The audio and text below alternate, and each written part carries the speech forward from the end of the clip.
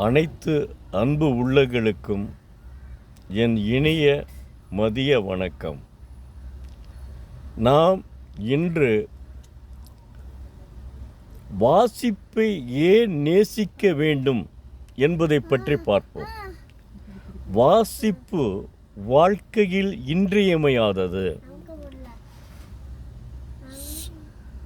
ஒருவன் தன் வாழ்நாளில் 10,000 புத்தகங்களையாவது வாசிக்க வேண்டும் என்கிறது சீன பழமொழி.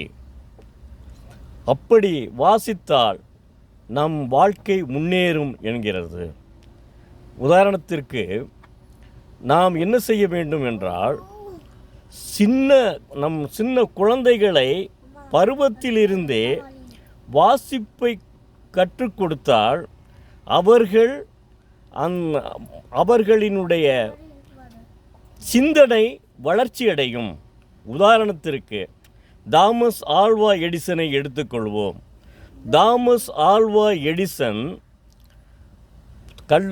பள்ளிக்கூடத்திலே அவரை சேர்க்க மறுத்துவிட்டார்கள். அவருக்கு காது கேளாது என்ற ஒரு குறையால் அவரை வீட்டிலிருந்து அழைப்பு கொடுத்து அவர்களை கூட்டிச் செல்லுங்கள் என்று சொல்லிவிட்டார்கள். அவரும் தாமஸ் ஆல்வா எடிசனும் அவங்க அம்மா கூட்டிக் கொண்டு சென்று விட்டார் வீட்டிற்கு. அவங்க அம்மா தாமஸ் ஆல்வா எடிசனினுடைய அம்மா ஒரு ஆசிரியை என்பதால் அவருக்கு வாசிப்பை மட்டும் கற்றுக் கொடுத்தார். அதனால் தாமஸ் ஆல்வா எடிசன் பல அறிவியல் நூல்களை கற்றார். அந்த அறிவியல் நூல்களை கற்றதன் பயனாக அவர் என்ன செஞ்சார்னா, ஒரு சிறு ஆய்வுக்கூடத்தை நிறுவி மின்சார பல்பை கண்டுபிடிக்க முயன்றார். ஆனால் அந்த ஆராய்ச்சி கூடமே நெருப்பில் அழிந்து விட்டது.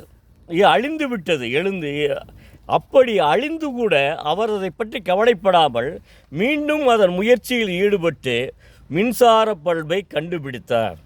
அதற்கு காப்புரிமை பெற்றார். அதற்கு முன்னாடியே சிலர் மின்சார பல்பை கண்டுபிடித்திருக்கிறார்கள். ஆனால் அந்த மின்சார பல்பா நிலைத்து நிற்கவில்லை. சும்மா கொஞ்ச நேரம் எரியும், அப்புறம் அணைந்துவிடும். ஆனால் தாமஸ் ஆல்வா எடிசன் கண்டுபிடித்த மின்சார பல்பு தான் உலகைக்கே எரிய விட்டது. உலகம் பூராவுமே கேஸ் இருக்குல்ல, அதை வச்சுக்கிட்டு எரிய வச்சுட்டு இருந்திருக்காங்க. அப்புறம் தாமஸ் ஆல்வா எடிசன் அந்த மின்சார பல்பை கண்டுபிடித்தவுடன் தான் உலகமே விழித்து கொண்டது. நம்முடைய மதுரை மாநகரம் எப்படி தூங்கா நகரமாக விளங்குகிறதோ அதுபோல நம்முடைய உலகமே தூங்கா நகரமாக விளங்கு